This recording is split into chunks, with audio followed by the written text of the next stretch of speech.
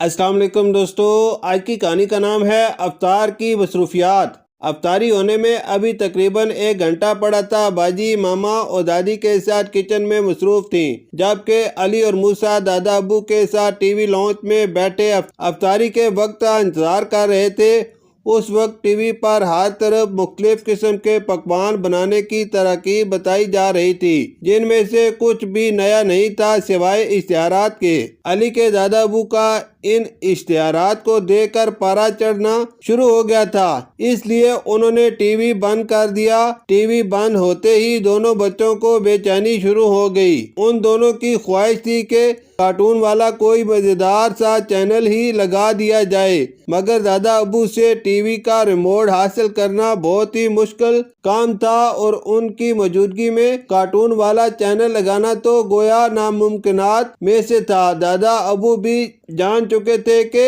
ये दोनों बच्चे क्या चाहते हैं। उन्होंने उन्हें प्यार से अपने पास बुलाया और समझाया कि अफ्तारी से पहले का वक्त रोज़ादार के लिए बेहद कीमती वक्त होता है, इसे ज़ाया नहीं करना चाहिए। इस वक्त मांगी गई दुआ को अल्लाह ताला ऐसे ही सुनता है जैसे वो आपके बिल्कुल सामने मौजूद हो, और अल्लाह ताला इस वक्त ऐसी किसी दुआ को रद्द नहीं करता जो इस तक पहुंच चुकी हो। इसलिए अफ्तारी से कबल टीवी पर कार्टून देखना या इस तरह के किसी और काम में वक्त ज़ाया नहीं करना चाहिए। बेहतरीन बात तो ये है कि असर की नमाज पढ़ने के बाद तस्बीह की जाए। अगर कोई दुनियावी काम भी हो तो साथ साथ वो भी जरूर करना चाहिए। जैसे आपकी मामा इस वक्त किचन में काम कर रही हैं, या आपको स्कूल का सबक याद करना हो तो वो भी कर ले। मैली यूनिफॉर्म धोने वाली है तो वो धो लें, वगैरह वगैरह। तिरमिज़ी शरीफ में लिखा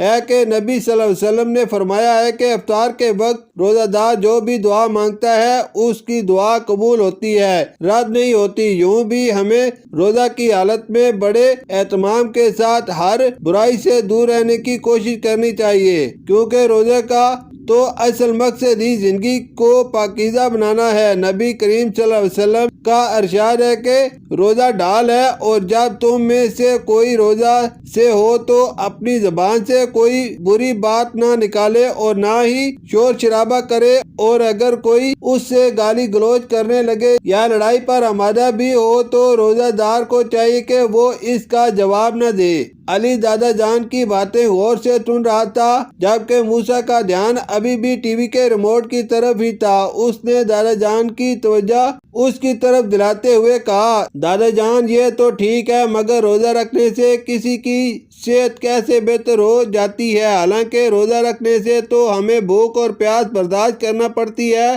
भूख और प्यास का जिक्र सुनकर मूसा फिर से मुतवज्जा हो गया।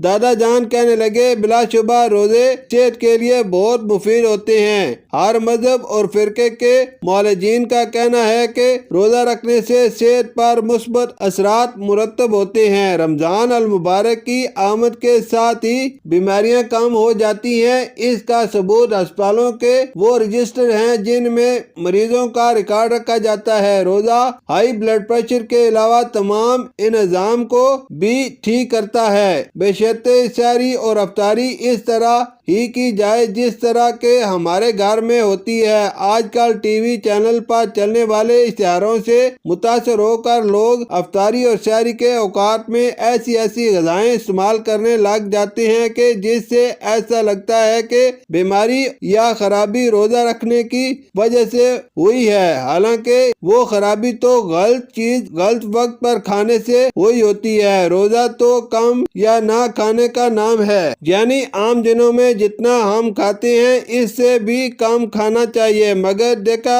गया है कि लोग आम दिनों के बराबर नहीं बल्कि उससे भी ज्यादा खा जाते हैं। हमारे घर में किचन के अखराजात रमजान के महीने में रूटीन की निस्बत कम हो जाते हैं, जबकि अक्सर घरों में ये अखराजात दुगना से भी ज्यादा हो जाते हैं। रमजान और मुबारक में किचन के बजट में जो कमी होती है इसका फायदा आपके आसपास रहने वाले गरीब लोगों को पहुंचाना चाहिए। چاہیے۔ ماڈرن سائنس نے تو یہ بھی ثابت کر دیا ہے کہ ہر شخص ہی کو صحت مند رہنے کے لیے روزہ رکھنے کی ضرورت ہے، یعنی کوئی شخص اگر بیمار نہ بھی ہو تو اسے ہمیشہ صحت مند رہنے کے لیے سال میں کم از کم 1 ماہ کے روزے ضرور رکھنے چاہیے۔ دادا ابو ہمارے گھر میں تو سب ہی باقاعدگی سے روزے رکھتے ہیں، اس لیے تو سب اللہ کے فضل و کرم سے صحت مند رہتے ہیں۔ تو تم نے ٹھیک کہا ہے، اب مجھے ہی دیکھ لو، میری عمر کے بہت سے لوگ اس قدر کمزور ہوتے ہیں کہ ان پر کوئی بھی معمولی سے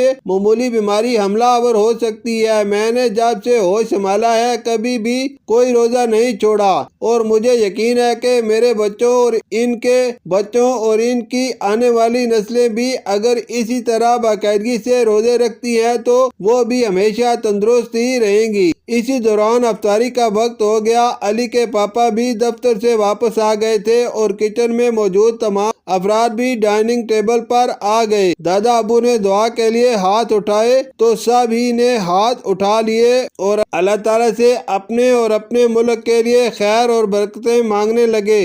شکریہ۔